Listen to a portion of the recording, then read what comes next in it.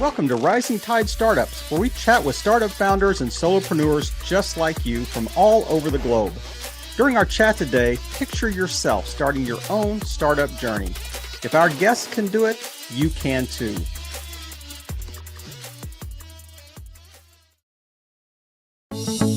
Every episode of Rising Tide Startups is sponsored by Podbrand Media. Let Podbrand create and host your company-branded podcast.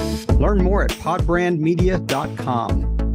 This is Rising Tide Startups, and my name is Kevin Pruitt. It's my honor to host this podcast, and I have a very special guest with me today, Heintze Malack. Heintze, thanks for joining us on Rising Tide. Hey, Kevin, thank you so much. So we met just a few weeks ago we virtually met on LinkedIn, and I reached out to her and I said, hey, based on what you're posting, man, I would love to have you on the podcast, because if you're half as funny as your LinkedIn post, you're going to be a great guest on the podcast. But if you and I met at like a networking event, how would you introduce yourself? Yeah, so first of all, I want to make sure that my name is pronounced well, because if we were in a networking event, I would have a name tag here for sure. So I would say, well, I'm Heintze. I would always say, I'm Heintze, but you can call me Heinz, like the ketchup, and that will always stick. That would always stick. So I'm Heintze. I'm a founder of the 20th. I'm from the Philippines originally. I moved here 6 months ago, like almost a year. And I'm a marketing strategist right now. I work with a brand. It's a lifestyle brand in the Philippines. And yeah, I'm so happy to give an impact. And I'm a yapper. I'm a storyteller. So You know what? As a marketer, you better be. that's how I would introduce myself. So when you say here, where's here? Here is in New Jersey right now, the US. So yeah, I'm new to the country. Well, welcome. It's good to have you here. I'm about probably 4 hours south of you right now, and just south of DC. So also on the East Coast. But you said that you just recently come here. What was the reason that you moved to the States? Yeah, I moved here because of a sponsorship by my dad. So after 22 years, I haven't seen him since. The last time I saw him was I was 4 years old. Wow. Oh, 22 years after he said like, "Hey, it's time. Like you can come." And my sister and I packed our bags, and I said, I'm not gonna stay there. So Kevin, just so you know, I only packed 3 months worth of bags. So that's the only thing. I'm only gonna be here 3 months, nothing more than that. I met him. It was weird at first because I am taller than him now. I would imagine. I'm like, is this really him? He's small. He's not big anymore. So we met. We spent time, and guess what? I'm almost a year now. 3 months not enough. So you came here for 3 months to just more on like a tourist visa, just kind of visiting. But so tell me, what were you doing? I mean, how when you decided to stay, how did you decide, hey, I've got to get a job here. I've got to make a living somehow. So basically, the thing that we did was it. That's why it took a long time because it wasn't a green card. So that was good. I had a choice whether to stay. I had a choice whether not to stay. I realized, okay, this is a land full of opportunities.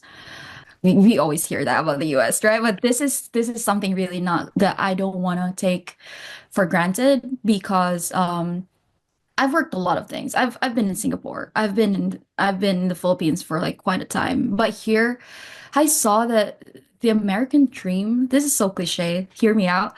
The American dream is for me is to make you experience who you ever want to be. Hmm. And I'm not saying like whatever things, but then I mean I can be whatever I want. Like I can today if I decide to like serve tables, I could serve tables.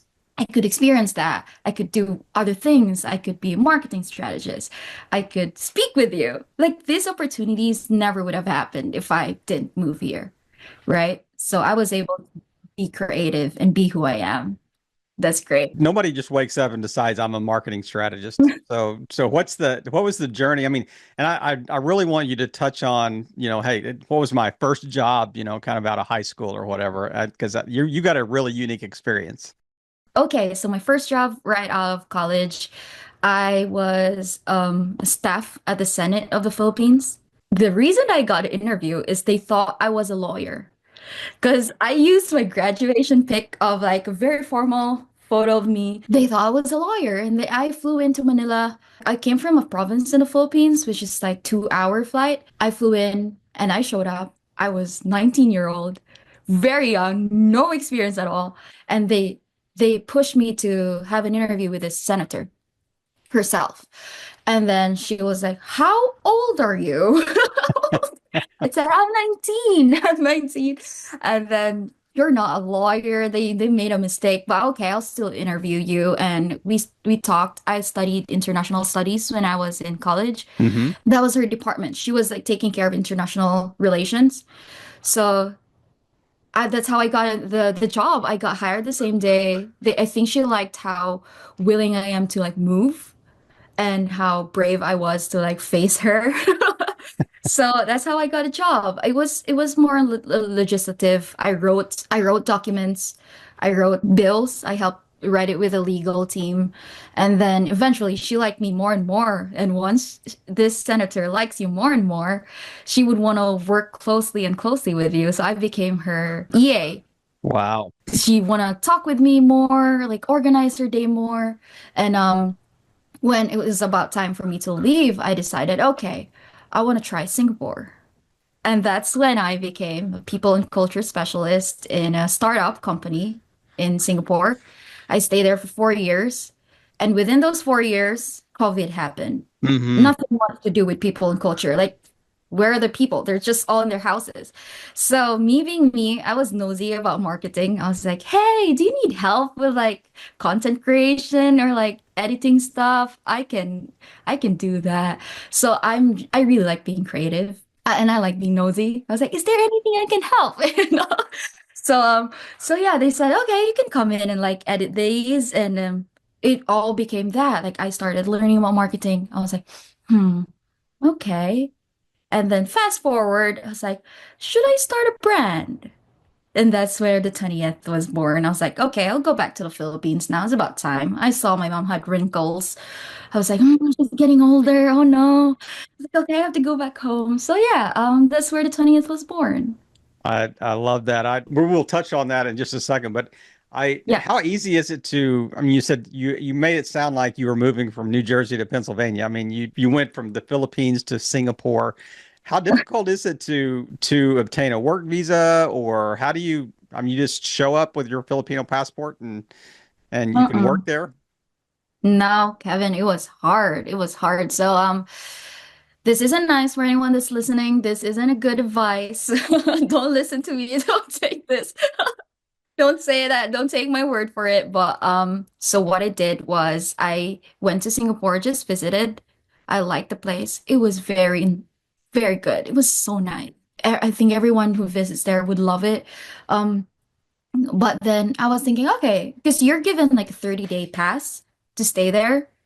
And I thought, okay, might as well just try. This is not suggested, and this never should have been done. I was okay, maybe I could get referred. So I was just trying to apply online. And here's the pathway. If you get lucky for a company to hire you, they would sponsor you a work visa. Yeah. You just get lucky. And for me, it wasn't even pure luck. I prayed a lot for that. I wouldn't say it was even luck. I would say it was all God. I actually have like a tagline that says, "None of me, all of him." Mm. In every step that I do now, I like even you finding me on LinkedIn. I wouldn't say that's me. I would say that's like a chance of like, something greater that works. So yeah, I found a job. And Kevin, here's the fun thing. I just want to put this because my job I applied as an EA because that was my work, right? An Right. executive assistant for the senator. So I applied as an EA for the CEO. He said I am too kind and can't tell him no. So he has to have an EA that would tell him like, hey, no, you shouldn't do that. He saw me to be like, yes, okay, yeah, let's do that. So he didn't like that, but he really liked my personality and my story. And like I said, I like to yap, I like to storytell. So he said, okay, let's find your role. So I got rejected for it. But the email went on like, okay, hey, we found somebody fit with the EA, but what do you think about this role we made for you? You can Wow. come in, it's a whole new role. You can come in, and we can sponsor your visa. That's And amazing. that to me is like, whew, wow, this is, yeah, I don't even need to read that, JD. Just give it to me. Just hire me. Because yeah, it felt like it was really something that was meant for me. And this was in the marketing space. That was for the people and culture for a startup, and then eventually I helped the marketing space. So that I worked there for, You remember saying, yeah, yeah, I can help you with that too. yeah, I was nosy.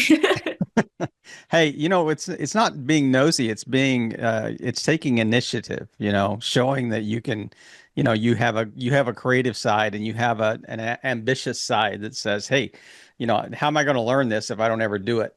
Yeah. So man, I love that about that drive that's in you because obviously there's an entrepreneurial driver inside you. You've got that in your DNA. Yeah. Wow. That reminded me. I've been told by my mom, I'm sorry.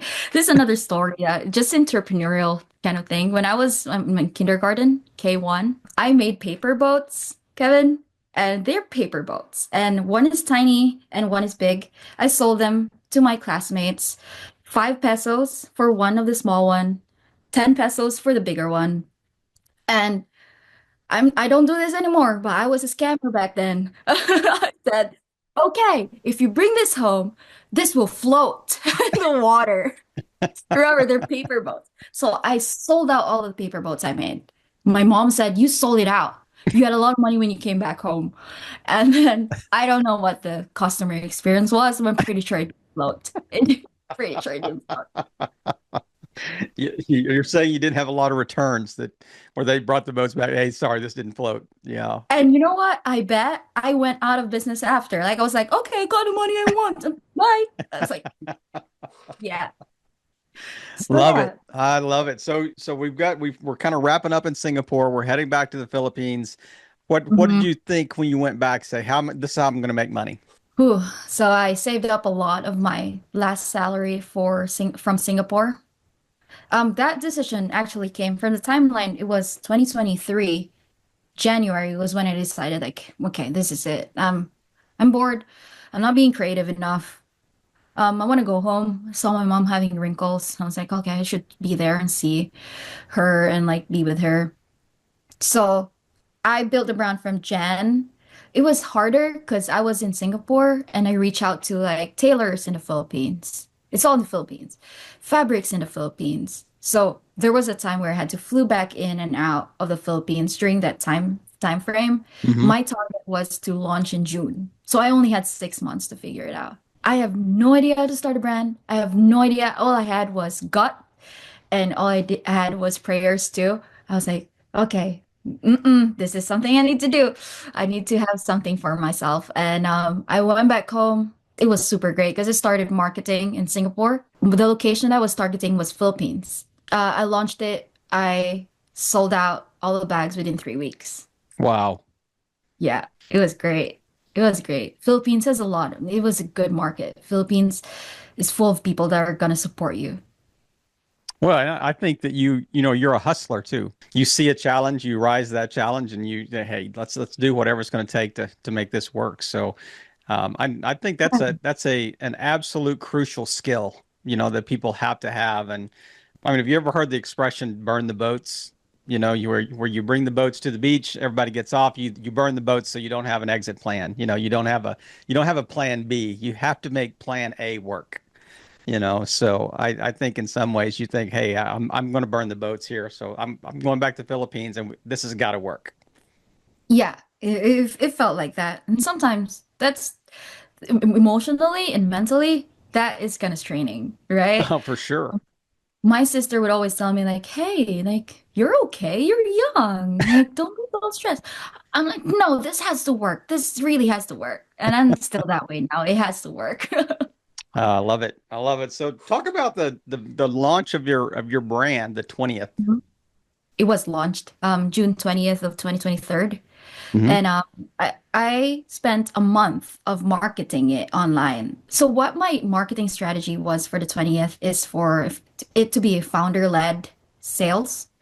So it's all about me. It was all about stories about me. Like, hey, the first video that I posted on TikTok, TikTok was my main platform. Hmm.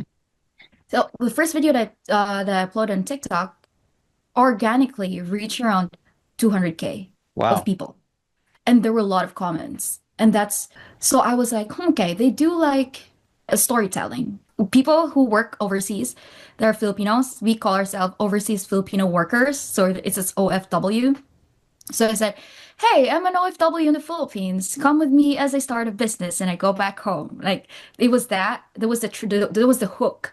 And Hmm. then I told them I flew in. Here's the thought process. So the main thing that I was addressing for the 20th, the first product was a tote bag.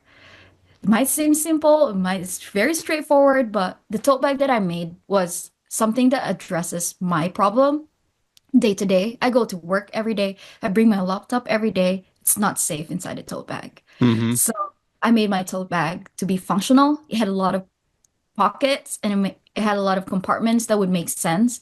And I don't know whether you've used tote bag yourself, Kevin, but if you use a tote bag and you're gonna put your car keys in there or house keys, you're gonna lose it, right? So it was the selling point. I was like, you're gonna start losing it. So you have to have a key strap in your bag. Yep. So right now, you still use it to this day. I would just like get the key strap and that. So I was more of like addressing problems that I deal with. And surprisingly, there are a lot of people like me, like working people, even students that Hmm. related. So they followed on, and then I saw the result of that video. I was like, okay, maybe if I ask them to sign up to my email, to sign up to my website, give me their emails and get early exclusive access to the brand, like before it launches, you could pre-order or like order before that. Hmm. And yeah, if within those weeks, I got 1,000+ email signups. And Wow. that's like good customer. Yeah, no doubt. So yeah, that's how it went. I launched on the 20th. It all sold out after 3 weeks, and I had to figure out product again.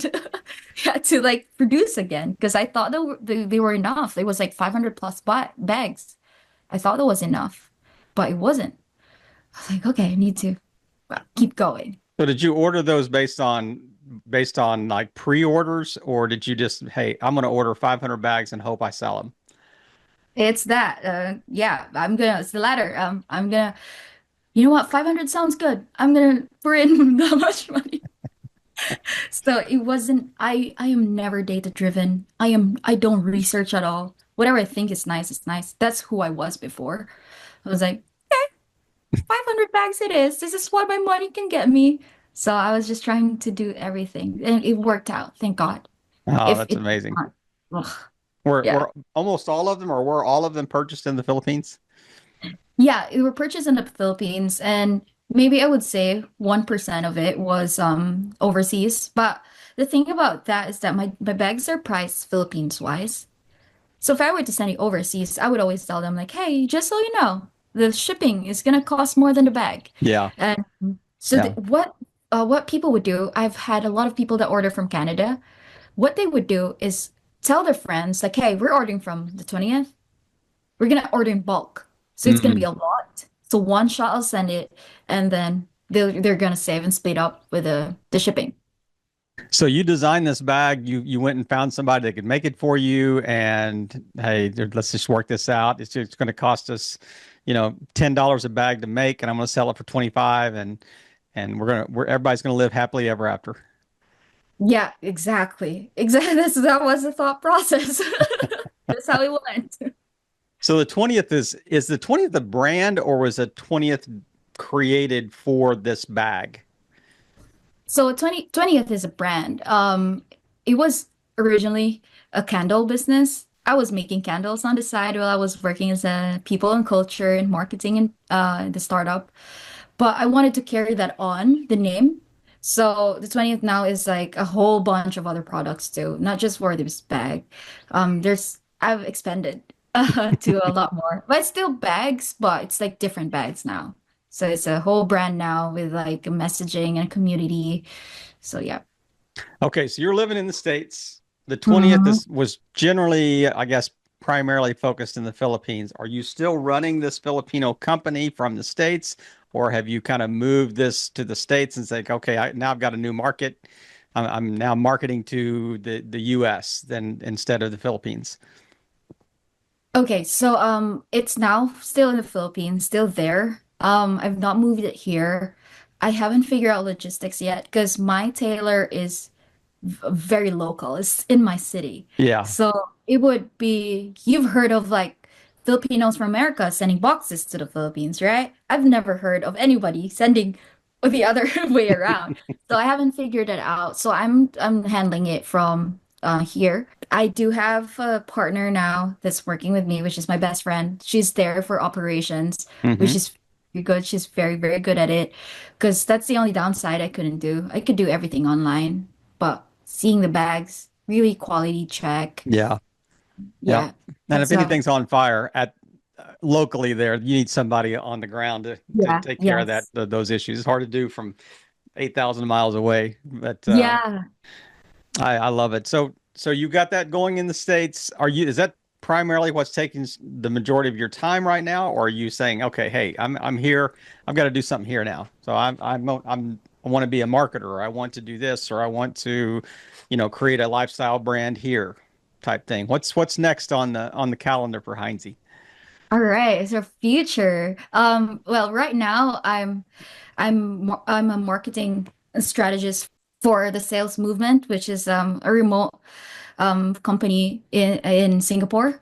So it's a sales training company. So I work for them, and on the side, I really want to bring something that's my own here. So that's this future project.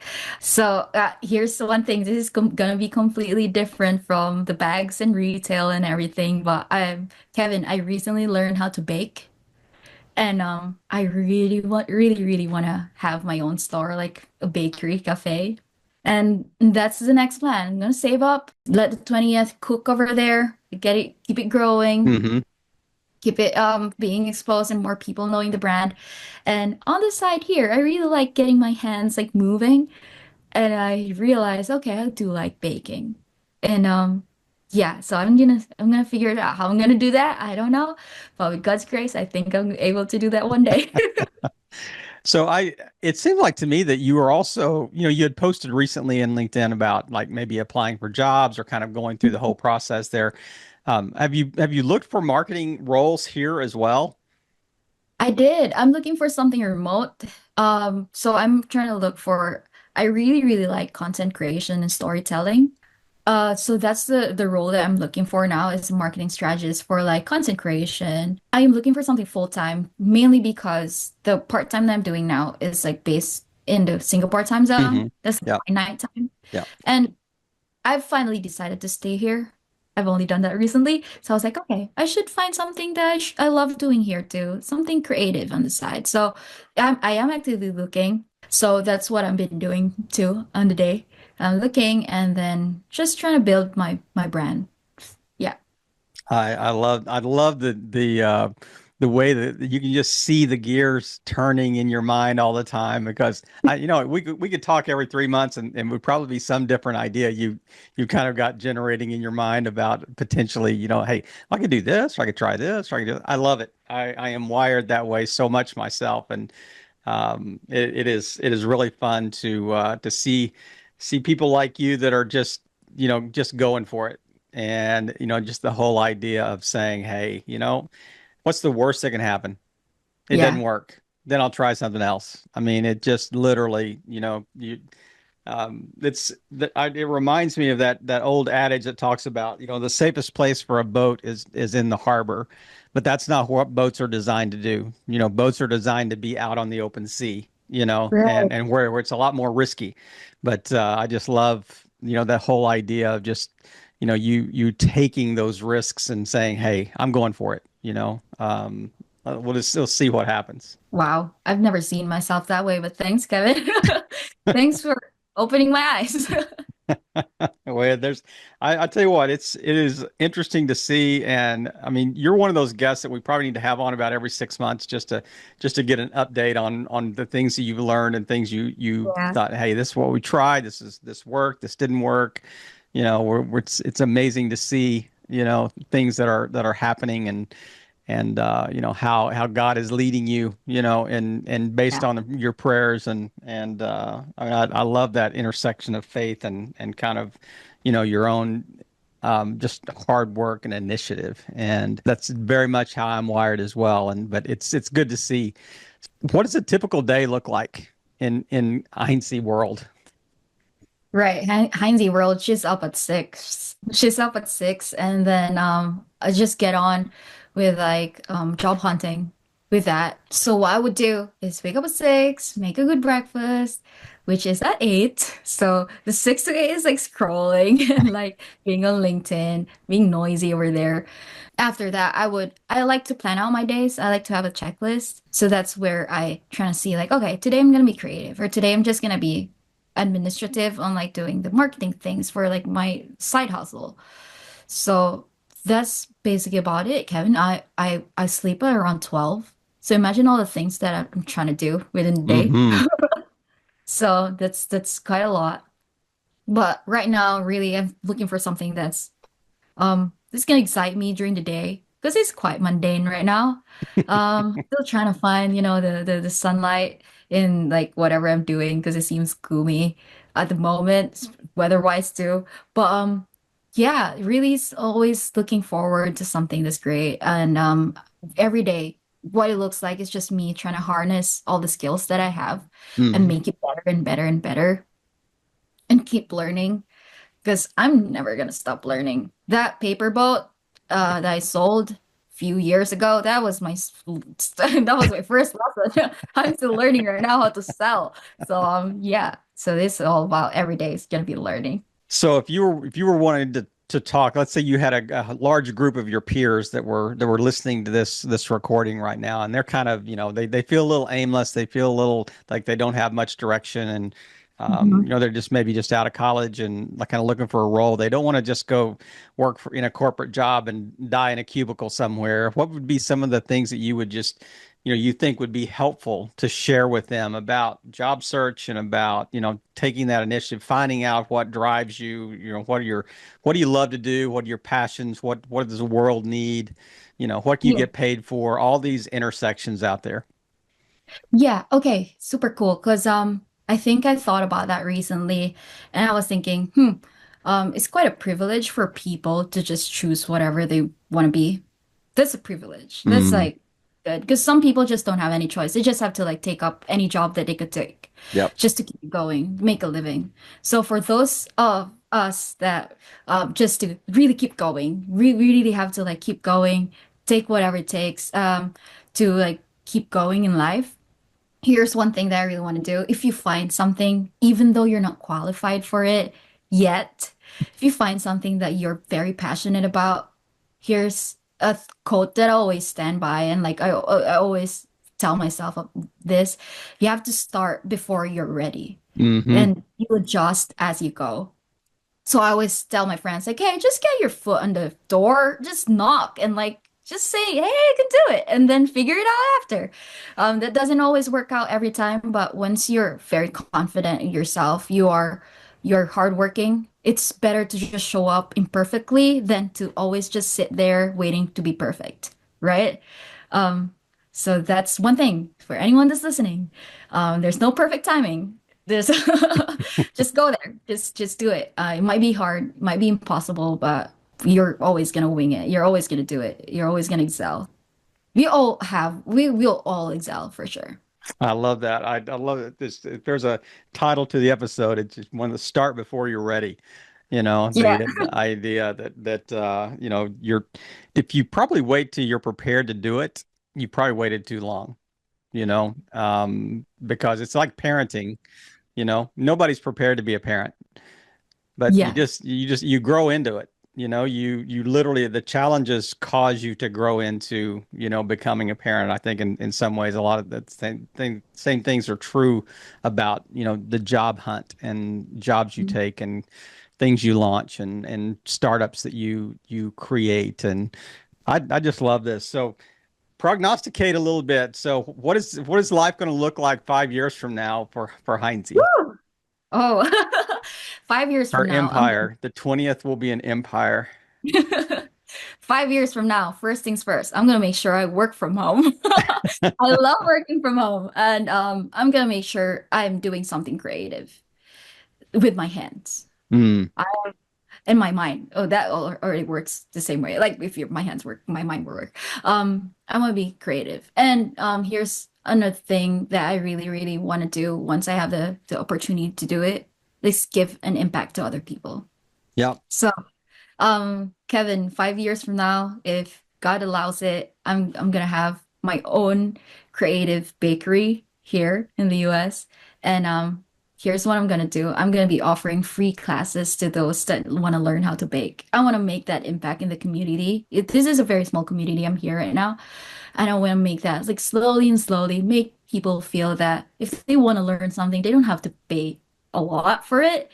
Here, come here. Like, just ask me questions. We could all learn together. Because that's one thing that I didn't have. Like, I had to learn it on my own. I had to Right. be a self-taught founder. I have to learn marketing on my own. If someone out there is willing to teach marketing for me for free or advise me for free, that'd be so great. So I want to be that person for others. I want to be that big person for them, like big sister for them, or I don't know how that sounds like. But yeah, so that's gonna be me 5 years from now. You're gonna see me helping people. That's very cliche, but that's really what my heart is craving for and wants. So if you had to define freedom for yourself, what is free? Paint a picture. What does freedom look like? Yeah, freedom is getting to decide when I want to wake up. Yeah, that might sound cliche, but that's like a domino effect of all the things that I want to be free from. I want to be free from uh, other people taking decisions for me. I want to make decisions for myself. So Hmm. freedom is being able to be creative on my own. I'm like, okay, I decide tomorrow's gonna be a day I do this. That for me is free. Not being like captivated by something or like being I don't know what's the English term for it. I already lost all my English, Kevin. Well, it's like for the past 40 minutes, I've been so yeah, but it's you get what I mean. It's like that to me is freedom. Be to create Not whatever I being want. controlled by something else. That's the word, controlled for something else. Yeah. Yeah, I love it. I love it. We covered a lot of ground, talked about a lot of things. As we wrap up today, what's one thing that maybe I haven't asked you about, we haven't touched on, that's kind of gone through your mind as we've been talking here that you think would be really helpful for our audience to hear? Yeah, I think I've said my life lesson, the one that I said start before you're ready, but I do have like an end line that I prepared for just to share. So if anyone's just listening here, if you're building a brand or need help with marketing, I'm gonna put myself out there. If you just want a great storyteller and a great content creator, you have to connect with me and I'm up for collaborating and I'm up for working with creative people. So yeah. Heinze, I love it. I knew that this was going to be a fun chat even before I reached out to you, just based on the things you post. And I encourage everybody that listens to this episode, look her up on LinkedIn and look at some of the previous posts she's done recently. And it is she really has a great sense of humor, and not just that, but she's just clever. The way that she writes copy and the way that she kind of brings disparate concepts together and puts them together. It just really is an entertaining and I think helpful way of kind of expressing thoughts and causing you to think about things. And I love it, Heinze. So thank you for just taking time today, just sharing your story and allowing me to chase a lot of different rabbits and question we've got, and really just playing your part in helping all boats rise in a rising tide. Heinze, thanks again. Have a great Easter weekend. Thank you so much, Kevin. And now here's a quick word from one of our new sponsors on Rising Tide Startups. Every episode of Rising Tide Startups is sponsored by Pod Brand Media.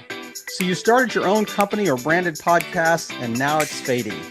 Let Pod Brand give it new life. Check out podbrandmedia.com to learn more.